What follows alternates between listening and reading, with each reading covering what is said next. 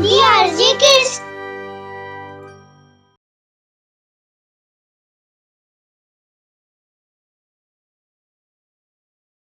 चंदू और नंदू की बहादुरी और समझदारी से दादा बीर की पोती परी सही सलामत घर आ जाती है और जग्गू और मुनीम को परी को अगवा करने के जुर्म में जेल भेज दिया जाता है। रसकपुर गांव में जमींदार दादा बीर की हवेली में दो भाई चंदू और नंदू बचपन से ही काम करते थे। दादा बीर अपने यहाँ काम करने वालों का बहुत ध्यान रखते थे, इसलिए सभी काम करने वाले मन लगाकर और मेहनत से उनके यहाँ काम किया करते थे। होली का त्योहार नजदीक आ रहा था, इसलिए चंदू और नंदू बाजार से होली का सामान लेकर हवेली की तरफ जाते हुए बातें करते हैं। कल होली के लिए हमने सारा सामान खरीद लिया है। हाँ भैया, कल हवेली में होली का त्योहार बहुत अच्छे से मनाएंगे। हाँ वो तो ठीक है, लेकिन हमें हवेली में आने वाले मेहमानों का ख्याल भी रखना है। बहुत जिम्मेदारी वाला काम है। दादा बीर हवेली के सामने बाहर बड़ी सी कुर्सी पर बैठे हैं। मुनीम जी और बाकी कर्मचारी भी वहीं हैं। मुनीम जी, चंदू और नंदू दिखाई नहीं दे रहे। दादाजी, वो दोनों सुबह ही बाजार गए थे।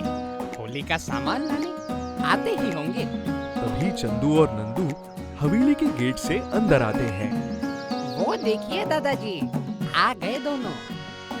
तुम दोनों होली का सामान ले आए ना? कुछ बच तो नहीं गया? जी दादाजी, सब सामान ले आए हैं। दोनों भाई दादा बीर के सामने सारा सामान रख देते हैं। मुनीम उन दोनों को टेढ़ी नजर से देखता है। तभी हवेली में से दादा बीर की 9 साल की पोती परी खेलते हुए वहाँ आती है। दादू, चंदू काका मेरे लिए बड़ी वाली पिचकारी लाए हैं ना? हाँ बेटी, तुम्हारी पिचकारी आ गई। तो फिर दीजिए मेरी पिचकारी। ये रही मेरी परी की पिचकारी। अरे देखो तो कितनी बड़ी है। हाँ दादू, इसमें तो बहुत सारा रंग आएगा और मैं सबके ऊपर एक साथ रंग डालूंगी। परी के बात पर सभी हंसते हैं और वो पिचकारी लेकर अंदर चली जाती है।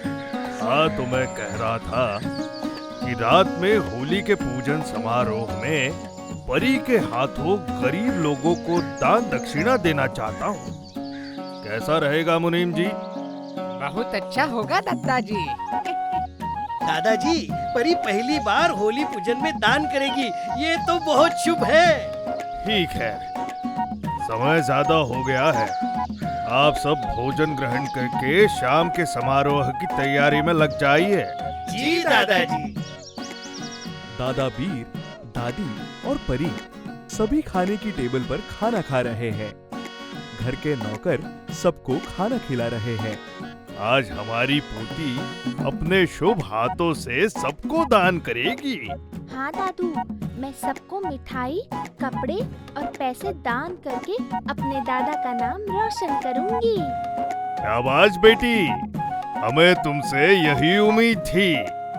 आखिर पोती किसकी है? आज का दिन हमारे लिए बहुत शुभ है। रात को एक तरफ होलिका की पूजा हो रही है और दूसरी तरफ कुछ लोग लाइन में खड़े हैं, जिनको परी सामान दे रही है। गरीब लोग सामान लेने के बाद बारी बारी से दादा बीर को थोड़ा थोड़ा गुलाल भी लगा रहे हैं। आप सबको होली की शुभकामनाएं। आपको भी दादा वीर। आपको और आपकी पोती को ढेर सारी शुभकामनाएं दादा बीर। जय दादा बीर की, जय परी बिटिया की।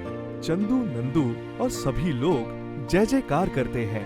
अगले दिन हवेली में होली का रंगारंग कार्यक्रम चल रहा है। सभी लोग एक दूसरे पर रंग और गुलाल उड़ा रहे हैं। दादा बीर एक बड़ी सी कुर्सी पर बैठे हैं। लोग दादा बीर को गुलाल लगा रहे हैं। चंदू और नंदू गेट पर माला पहना के मेहमानों का स्वागत कर रहे हैं। परी अपनी पिचकारी लेकर बच्चों के पीछे दौड़ रही है। चारों तरफ होली का माहौल है। थोड़ी देर बाद अचानक दादी की आवाज आती है। परी, परी, दादा भी परी कहाँ है? कहीं कहीं नहीं दिखाई दे रही। ए, शांत हो जाओ। परी अभी यहीं बच्चों के साथ खेल रही थी। दादा बीर मुनीम से कहते हैं, मुनीम जी, सबको कहो कि परी का पता लगाएं। जी जी दादाजी। खुशी का माहौल अचानक दुख में बदल जाता है। सभी लोग परी को खोजने लगते हैं। तभी एक बच्चा बंटी आकर कहता है, दादाजी, परी को एक आदमी बड़ी सी बोरी में बांधकर अपने साथ पहाड़ी की तरफ ले गया है। काले घोड़े पर बैठकर गया है। तुम सच कह रहे हो बेटा? जी दादाजी। तभी चंदू दादा बीर के पास दौड़ता दौड़ता आता है। उसके हाथ में एक चिट्ठी है। दादाजी, ये चिट्ठी कोई दरवाजे पे छोड़ गया है।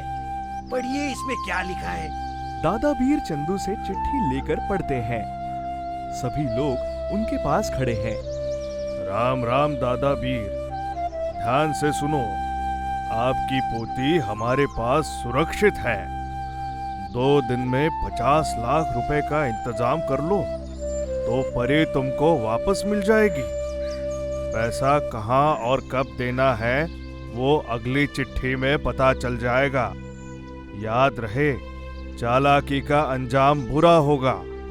अगली चिट्ठी का इंतजार करो। राम राम।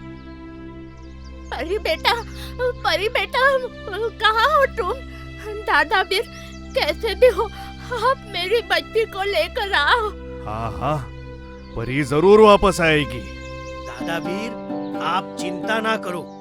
मैं शाम तक परी को हवेली में लाकर ही रहूंगा।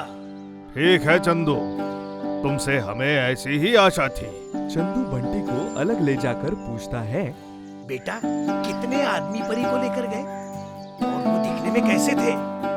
काका, एक ही आदमी था और उसकी बड़ी बड़ी मूछें थी। उसने लाल रंग की कमीज पहनी थी। काले घोड़े पर उधर पहाड़ी की तरफ गया है। अच्छा, लाल कपड़े, बड़ी बड़ी मूछें, काला घोड़ा, पहाड़ी की ओर गया है। ठीक है बेटा। काका, मुझे तो बहुत डर लग रहा है। डरो मत बेटा, हम बहुत जल्दी परी को लेकर आएंगे। चंदू और नंदू परी को खोजने पहाड़ी की ओर चल पड़ते हैं। चंदू के पास रस्सी और डंडा है। रास्ते में वो एक किसान से पूछते हैं, सुनो किशन भाई, यहाँ गांव में काला घोड़ा किसी के पास है? किसान को कुछ पैसे देता है। अरे भैया, उस पहाड़ी पर एक छोटा सा पाली गांव है। उस गांव में एक जग्गू टांगे वाला है। उसी के पास काला घोड़ा है। धन्यवाद। अच्छा, राम राम। वो दोनों पाली गांव पहुंचते हैं। वहाँ एक जगह काला घोड़ा बांधा हुआ है। साथ ही एक छोटी सी झोपड़ी भी है। चंदू और नंदू एक पेड़ की आड़ में छुपकर उस तरफ देखते हैं। तभी झोपड़ी में से बड़ी मूंछ वाला आदमी बाहर आता है।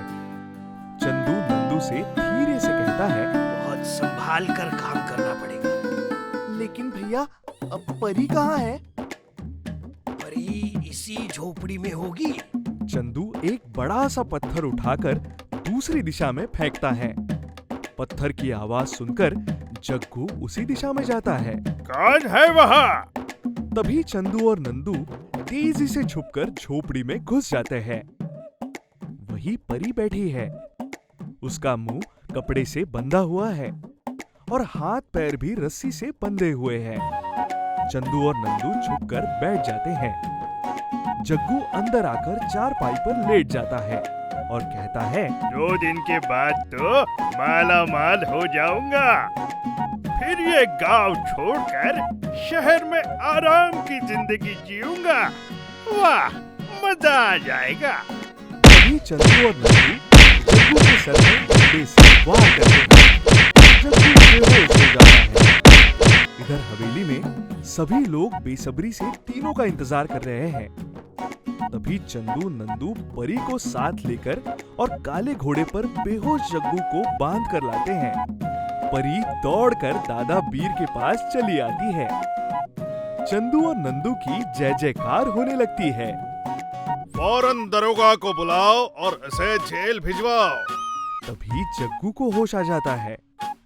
मुझे माफ कर दो दादा बीर, मैंने ये सब आपके मुनीम के कहने पर किया है।